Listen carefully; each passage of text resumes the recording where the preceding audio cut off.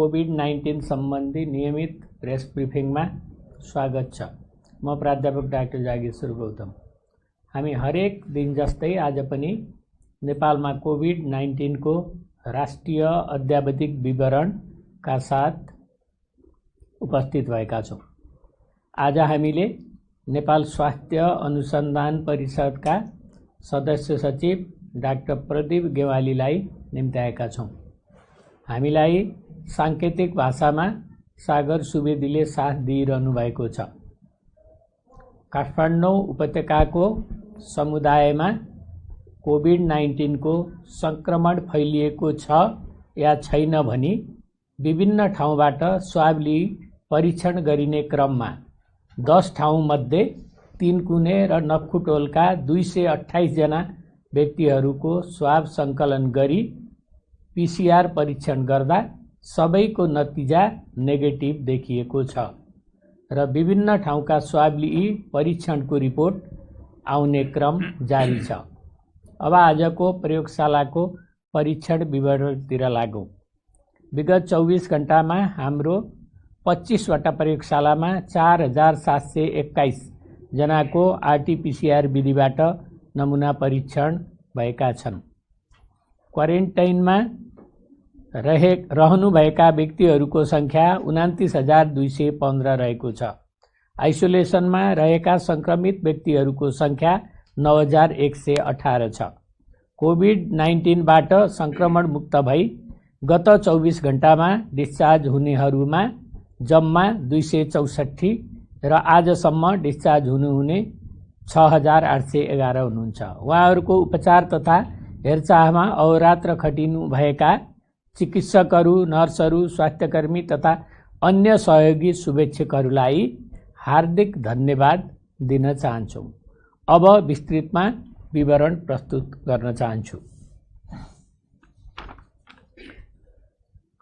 2 वटा call सेन्टरबाट 741 call प्राप्त भएका छन् र हाम्रो स्वास्थ्य एप्लिकेसन डाउनलोड गर्नेको सङ्ख्या 1,56,300 छ र जम्मा इन्ट्री गरिएको सङ्ख्या 67,029 छ र आज मात्रै 107 जनाले इन्ट्री गर्नुभएको छ। रेड जोनमा पर्नेको सङ्ख्या जम्मा 519 छ र आज 1 जना हुनुहुन्छ जनकपुरबाट र हाम्रो वेबसाइट हेर्नेको सङ्ख्या पनि उल्लेख्य छ र भाइबर ग्रुपमा 3,97,623 जना जोडिनु भएको छ। प्रयोगशाला अनुसार real time polymerase chain reaction RTPCR positive केसहरूको विवरण म प्रस्तुत गर्न चाहन्छु। बीपी कोइराला स्वास्थ्य विज्ञान प्रतिष्ठान धरान प्रयोगशालामा झापाका 1 जना, सिराहा र सुनसरीका 1 जना हुनुहुन्छ। त्यस्तै कोशी अस्पताल विराटनगर प्रयोगशालामा झापाका 2 जना, सिराहा र खोटाङका 1 जना हुनुहुन्छ। प्रादेशिक जनस्वास्थ्य प्रयोगशाला विराटनगरमा झापाका 1 जना हुनुहुन्छ। गजेन्द्र नारायण सिंह अस्पताल राजविराज प्रयोगशालामा सप्तरीका 6 जना हुनुहुन्छ। नारायणी अस्पताल वीरगञ्जमा कसैको पनि पोजिटिभ आएको छैन। नारायणी जनस्वास्थ्य प्रयोगशालामा नुवाकोटका 1 जना, राष्ट्रिय जनस्वास्थ्य प्रयोगशालामा नुवाकोटका 1 जना र सर्लाहीका 6 जना हुनुहुन्छ। भरतपुर अस्पताल प्रयोगशालामा चितवनका 1 जना हुनुहुन्छ। यस्तै गरी किटजन्य रोग अनुसन्धान केन्द्र तालिम केन्द्र हेटौँडा प्रयोगशालामा नवलपरासीका 1 जना र रौतहटका 3 जना हुनुहुन्छ। यस्तै धुलीखेल अस्पताल धुलीखेलमा काभ्रेपलाञ्चोकका 3 जना, नवलपरासीका 1 जना, ओखलढुङ्गाका 3 जना र सिन्धुपाल्चोकका 1 जना हुनुहुन्छ।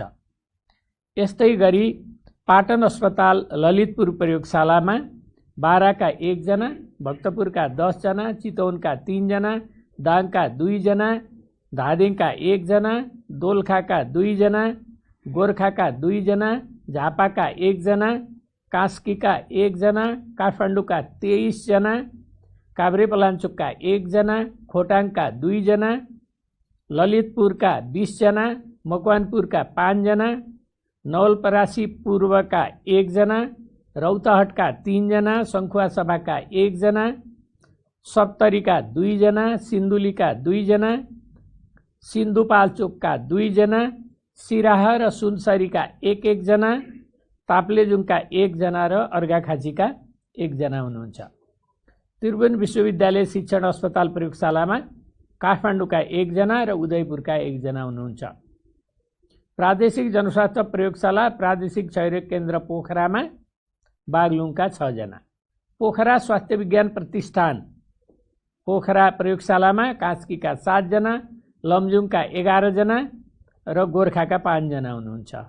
यसैगरी प्रादेशिक जनस्वास्थ्य प्रयोगशाला रूपन्देहीमा नवलपरासीका 3 जना, पाल्पाका 4 जना र प्युठानका 4 जना हुनुहुन्छ। यस्तै चौरजारी नगरपालिका प्रयोगशालामा जाजरकोटका 1 जना हुनुहुन्छ। कर्णाली स्वास्थ्य विज्ञान प्रतिष्ठान जुम्ला प्रयोगशालामा डडेलधुराका 5 जना र जुम्लाका 1 जना। यस्तै सेती प्रादेशिक अस्पताल प्रयोगशाला धनगढीमा कैलालीका 8 जना र आजको जम्मा संक्रमित हुनेहरूको संख्या 180 छ र आजसम्म संक्रमितहरूको हुनेहरूको जम्मा संख्या 15,964 पुगेको छ। र प्रदेश अनुसार कोभिड-19 को विवरण प्रस्तुत गर्न चाहन्छु। प्रदेश 1 मा जम्मा 710 जना, त्यसमध्ये 469 जनाको डिस्चार्ज भएको छ। प्रदेश 2 मा 4184, त्यसमध्ये 2072 जना डिस्चार्ज भइसक्नु भएको छ। बागमती प्रदेशमा 639 जना, त्यसमध्ये 234 जना डिस्चार्ज भइसक्नु भएको छ। गण्डकी प्रदेशमा 1175 जना, त्यसमध्ये 295 जना डिस्चार्ज हुनुभएको छ। प्रदेश 5 मा 3984 जना मध्ये 1857 जना डिस्चार्ज हुनुभएको छ। कर्णाली प्रदेशमा 1581 मध्ये 1222 जना डिस्चार्ज हुनुभएको छ। यसैगरी सुदूरपश्चिम प्रदेशमा 3691 मध्ये 662 जना डिस्चार्ज हुनुभएको छ र जम्मा 15,964 मध्ये 6,811 जना स्वास्थ्य लाभ गरी डिस्चार्ज हुनुभएको छ र यो प्रतिशत 42.7 छ र आइसोलेसनमा रहनुभएका संक्रमितहरू 9,118, त्यो भनेको 57.1% छ। 500 भन्दा माथि उपचारमा रहेका संक्रमित भएका जिल्लाहरूमा प्रदेश 2 मा 2टा जिल्ला छन्, महोत्तरी र रौतहट। प्रदेश 5 मा एउटा जिल्ला छ, पाल्पा, र सुदूरपश्चिम प्रदेशमा अछाम, कैलाली र बाजुरा छ। अब नेपाल स्वास्थ्य अनुसन्धान परिषदका सदस्य सचिव डाक्टर प्रदीप गेवालीले आफ्नो विषयवस्तु प्रस्तुत गर्नुहुनेछ। नमस्कार। आजको मेरो प्रस्तुतिकरण 2 विषयमा केन्द्रित हुनेछ। पहिलो विषय भनेको हालै NHRC मा सञ्चालन भइरहेको स्वास्थ्य जनसङ्ख्या वैज्ञानिकहरूको 6औं राष्ट्रिय शिखर सम्मेलनको बारेमा केन्द्रित हुनेछ भने दोस्रो विषयवस्तु भनेको नेपाल स्वास्थ्य अनुसन्धान परिषदले हालसम्म कोरोना लगायतका विषयवस्तुमा गरेका रिसर्चहरूको बारेमा जानकारी गराउनु रहेको छ। सर्वप्रथम health and population scientist summit 2020 को बारेमा जानकारी गराउन चाहन्छु। नेपाल स्वास्थ्य अनुसन्धान परिषदले आफ्नो स्थापनाको उपलक्ष्यमा प्रत्येक वर्ष health and population scientist summit गर्दै आइरहेको छ। उक्त शिखर सम्मेलन यही मिति 2070 साल आषाढ 22 र 23 गतेका दिन परिषदको कार्यालय भवनबाटै भर्चुअल रूपमा भइरहेको जानकारी गराउँदछु। हरेक वर्ष 10 देखि 12 अप्रिल जुन चाहिँ NHRC को स्थापना दिवस हो, त्यसमा मनाउँदै आइरहेको सम्मेलन यस वर्ष कोभिड-19 को महामारीको कारण स्थगित हुन गएको थियो। सम्मेलनको प्रमुख उद्देश्य स्वदेश तथा विदेशमा रहनुभएका स्वास्थ्य जनसङ्ख्या अनुसन्धानकर्ताहरू, नीति निर्माणकर्ताहरू र विकासका साझेदारी संस्थाहरूलाई सङ्गम गराई उहाँहरूको विज्ञताको उच्च सम्मान गर्दै तथ्यमा आधारित नीति निर्माण गर्न तथा दिन प्रतिदिन बढ्दै गएका जनस्वास्थ्यका सवालहरूको अन्तर्विषयक अनुसन्धानद्वारा सम्बोधन गर्न मार्गनिर्देश गरिरहेको छ। यस सम्मेलनका लागि जनस्वास्थ्यसँग सम्बन्धित 262 वटा अनुसन्धानका एब्स्ट्र्याक्टहरू प्राप्त भएका थिए। प्राप्त एब्स्ट्र्याक्टहरूलाई साइन्टिफिक कमिटीले तयार पारेका मापदण्ड अनुरूप कोभिड-19 लगायत अन्य विभिन्न विधाहरू जस्तै स्वास्थ्य समता र विकास, नसर्ने रोगहरू, मातृ शिशु स्वास्थ्य, किशोर किशोरी स्वास्थ्य, मानसिक स्वास्थ्य, सरुवा रोग, जैविक बायोमेडिकल स्वास्थ्य र स्वास्थ्य सूचना, त्यस्तै स्वास्थ्य प्रणाली, हेल्थ इकोनोमिक्स तथा फाइनेन्सिङ र स्वास्थ्य सम्वर्धन, प्रविधि र आवश्यक मेडिकल उत्पादन जस्ता विषयवस्तुहरूमा जम्मा 86 वटा एब्स्ट्र्याक्टहरू छनौट भएका थिए। ती मध्येबाट 32 वटाको मौखिक प्रस्तुतिकरण ओरल प्रेजेन्टेसन तथा 54 वटाको पोस्टर प्रेजेन्टेसन हुनेछ। उक्त शिखर सम्मेलनको उद्घाटनको अध्यक्षता नेपाल स्वास्थ्य अनुसन्धान परिषदका अध्यक्ष प्राध्यापक डाक्टर अञ्जनी कुमार झाज्यूले गर्नुभएको थियो भने माननीय स्वास्थ्य र जनसङ्ख्या मन्त्री श्री भानुभक्त ढकालज्यूले यसको प्रमुखता ग्रहण गर्नुभएको थियो। त्यस्तै गरी सम्माननीय प्रधानमन्त्री केपी शर्मा ओलीज्यूबाट यसको लागि शुभकामना सन्देश प्राप्त भएको थियो। परिषदका कार्यकारी प्रमुख डाक्टर प्रदीप गेवालीले उपस्थित सम्पूर्ण महानुभावहरूलाई स्वागत गर्दै सम्मेलन तथा परिषदको कार्यहरूबारे जानकारी गराउनुभएको थियो। त्यस्तै बागमती प्रदेशका मुख्यमन्त्रीज्यू डोरमणि पौडेलज्यू, स्वास्थ्य राज्यमन्त्री नवराज रावतज्यू, स्वास्थ्य सचिव लक्ष्मण अर्यालज्यू, डब्ल्युएचओका चिफ साइन्टिस्ट सौम्या स्वामीनाथनज्यू, डब्ल्युएचओ नेपालका रिप्रेजेन्टेटिभ डाक्टर जोस भेन्डेलरज्यू, परिषदका उपाध्यक्ष डाक्टर भोजराज अधिकारीज्यू लगायतका महानुभावहरूले शुभकामना मन्तव्य दिनुभएको थियो।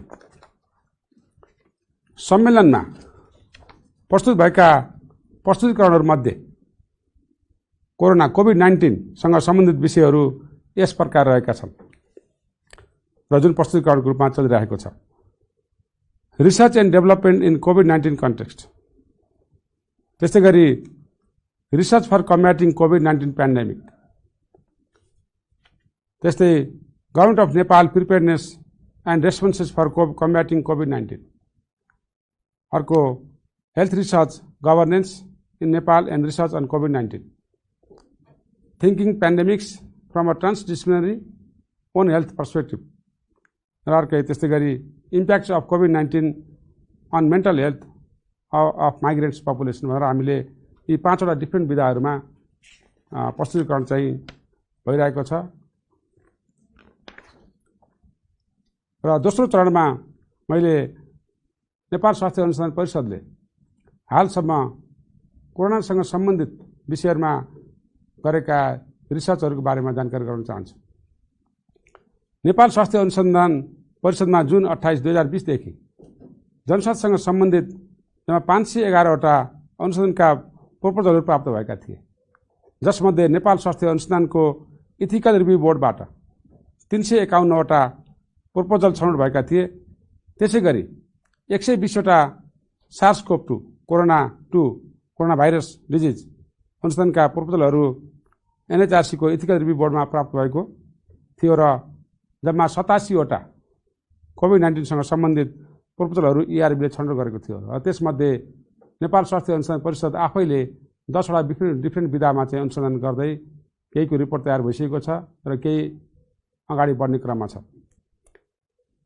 र हालसम्म अनुसन्धान परिषदको इथिकल रिभ्यू बोर्डमा NHRC ले आफै गरेका रिसर्च लगायत अन्य व्यक्ति संस्थाले गरेका रिसर्चहरूका विभिन्न विधाहरूमा प्रदर्शन गर्न चाहन्छु र ती प्रपोजल फाइनल भएर रिसर्च केही रिपोर्ट आइसकेको छ, कुनै आउने क्रममा छन्।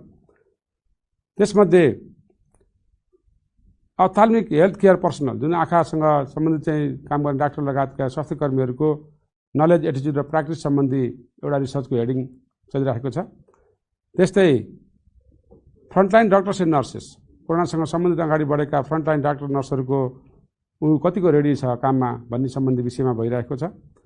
त्यस्तै preparedness on and readiness of government of Nepal design कोभिड-19 क्लिनिक एन्ड हस्पिटल्स, मतलब नेपाल सरकारले स्थापना गरेका कोरोनासँग सम्बन्धित विभिन्न 93 वटा क्लिनिक र 31 वटा विभिन्न अस्पतालहरूमा कोरोनाको कस्तो खालको प्रिपेयर्डनेस चलेको छ, यसको स्ट्याटस कस्तो छ भन्ने बारेमा यो अनुसन्धान परिषदले आफै गरेको रिसर्च थियो र यो चाहिँ रिजल्ट पनि आइसकेको छ।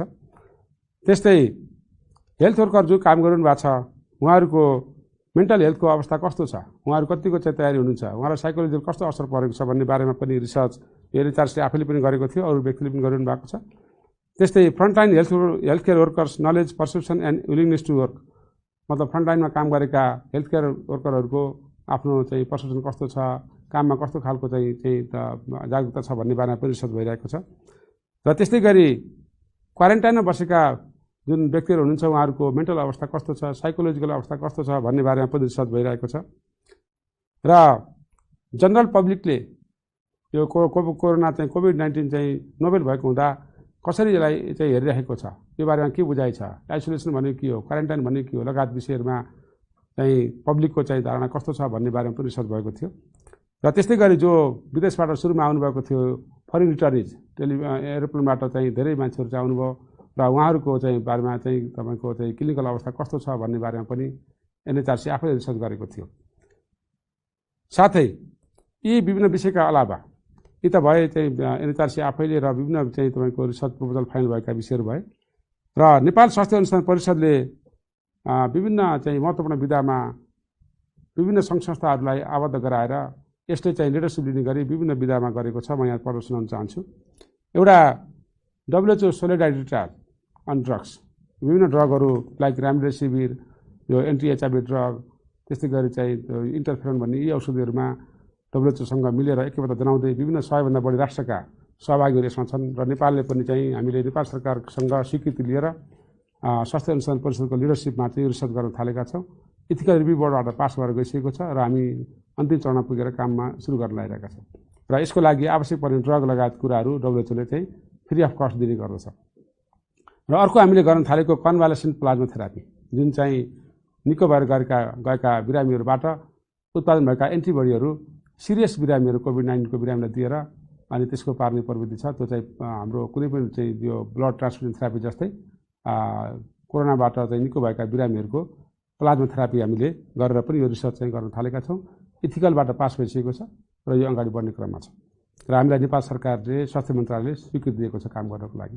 र त्यस्तै गरी विभिन्न आयुर्वेदिक प्रडक्टहरू, वनस्पतिजन्य प्रडक्टहरू सम्बन्धी पनि हामीले रिसर्च गर्ने गरी स्वास्थ्य मन्त्रालयबाट स्वीकृति लिएर काम गर्न थालेका छौँ। र यसमा पनि चाहिँ इथिकल बोर्डले रिभ्यूले हामीलाई चाहिँ ओके भनिसकेको छ। र यसमा हामीले गर्न थालेको एउटा यास्टी, जेठी मधु लगायत त्रिकुटा जस्ता लगायतका वनस्पतिजन्य चाहिँ औषधिहरूको बारेमा एउटा ग्रुप चाहिँ दुईवटा ग्रुप आम गराएर हामी गर्दछौँ। एउटामा चाहिँ यास्टी भन्ने औषधि लिन्छ, अर्को चाहिँ नर्मल्ली चलेको चाहिँ औषधिहरू चाहिँ लिन्छ। त्यसको ट्रिटमेन्टको हामीले कम्पेरिटिभ ट्रायल गर्दछौँ र यसको लागि पनि चाहिँ एनएचआरसीले लिड गरिरहेको छ।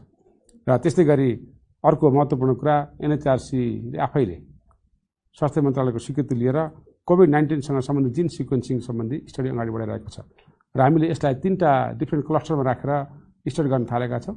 एउटा जिन सिक्वेन्सिङ आफै त्यो खालको चाहिँ ग्रुपहरू हुनुहुन्छ। र त्यस्तै गरी चाहिँ अर्को भनेको कोरोनाका बिरामीहरूको क्लिनिकल अवस्था कस्तो छ, साइन सिम्पटम कस्तो छ, उहाँहरू कति दिन अस्पतालमा भर्ना हुनुभएको छ अथवा मोर्टालिटी कस्तो छ, यी सम्पूर्ण विषयमा यो जिन सिक्वेन्सिङ जोडिन्छ। र त्यस्तै गरी अर्को चाहिँ हामीले ब्लड लिएर इम्युनोलोजिकल स्ट्याटस, एन्टिबडीहरू कस्तो खालको छ ब्लडबाट कोरोनाका बिरामीमा भनेर यसलाई 3टै चाहिँ क्लस्टरलाई एउटैमा राखेर रिसर्च गर्न लागेका छौँ।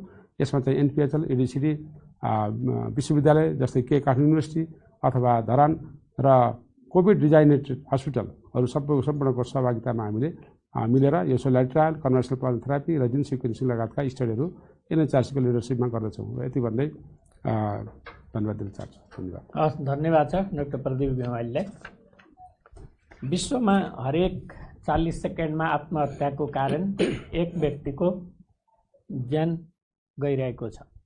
नेपालमा पनि गत 3 महिनामा आत्महत्याबाट ज्यान गुमाउनेहरूको सङ्ख्या बढ्दै गएको देखिएको छ। आजभोलि आत्महत्याको सङ्ख्या दिनदिनै बढ्दै गएको हामीले यस अघि पनि भनिरहेका छौँ।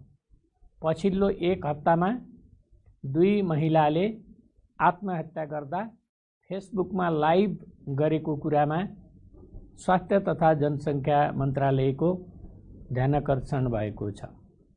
आत्महत्याका यस्ता घटनाका भिडियोले आत्महत्यालाई अझ बढी प्रेरित गर्ने साथै बालबालिकाको दिमागमा नकारात्मक असर पर्ने भएकोले यस्ता भिडियोहरूको कसैले पनि सेयर नगर्नुहुन, जसले देखे पनि फेसबुकलाई तत्काल रिपोर्ट गरिदिनुहुन पनि स्वास्थ्य तथा जनसङ्ख्या मन्त्रालय हार्दिक अनुरोध गर्दछ।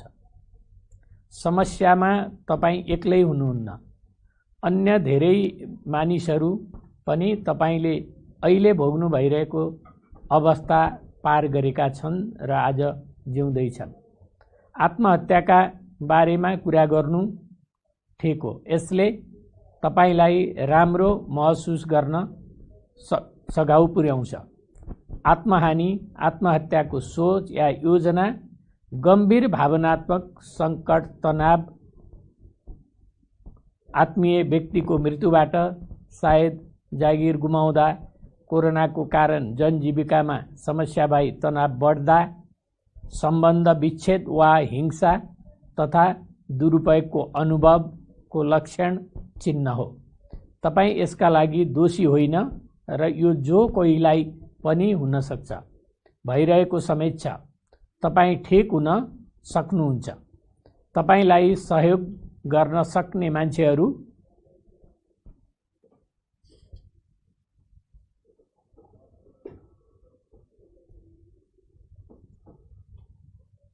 पनि हुन सक्छन्। तपाईँ यसका लागि दोषी होइन र जो कोहीलाई हुन सक्छ।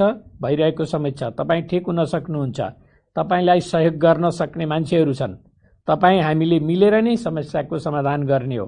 परिवारको विश्वासिलो सदस्य, साथी वा सहकर्मीसँग आफूले महसुस गरेको कुरा भन्नुहोस्, सल्लाह गर्नुहोस्। यसबाट तपाईँ यो समस्याबाट मुक्ति पाउन सक्नुहुन्छ। आज हामी एउटा अनुरोध गर्न गइरहेका छौँ। बन्दीलाई व्यवस्थित बनाउने क्रममा स्वास्थ्य तथा जनसङ्ख्या मन्त्रालयले बनाएका मापदण्ड पालन नगर्ने, मास्क नलगाई घर बाहिर निस्कने व्यक्तिहरूलाई कारबाही हुने कुरा गृह मन्त्रालयले सम्बन्धित सरकारवाला निकायहरूलाई निर्देशन समेत दिइसकेको छ। तसर्थ सबैले जनस्वास्थ्यको मापदण्डको पालन गरी कोभिडको सङ्क्रमणबाट बचाउँ र बचाऊ। र आज एउटा दुःखद खबर पनि छ। एकजनाको मृत्युको खबर छ, थपिनु भएको छ। बागलुङ जिल्ला निसीखोला गाउँपालिका वडा नम्बर 3 थाई ठेगाना भएका 29 वर्षीय एक पुरुषको मिति 2077 असार 21 गते मृत्यु भएको छ। उहाँ ढोरपाटन नगरपालिकाको क्वारेन्टाइनमा रहनुभएको थियो। भारतबाट क्षयरोगको उपचार गराई नेपाल फर्किनु भएको थियो। यसै गरी जम्मा मृत्यु हुनेको सङ्ख्या 35 पुगेको छ। उहाँको मृत्युमा स्वास्थ्य तथा जनसङ्ख्या मन्त्रालय हार्दिक संवेदना व्यक्त गर्दछ। यसका साथै आजको यो कोभिड-19 को नेसनल अपडेट यहीँनेरबाट अन्त्य हुन्छ। धन्यवाद, नमस्कार।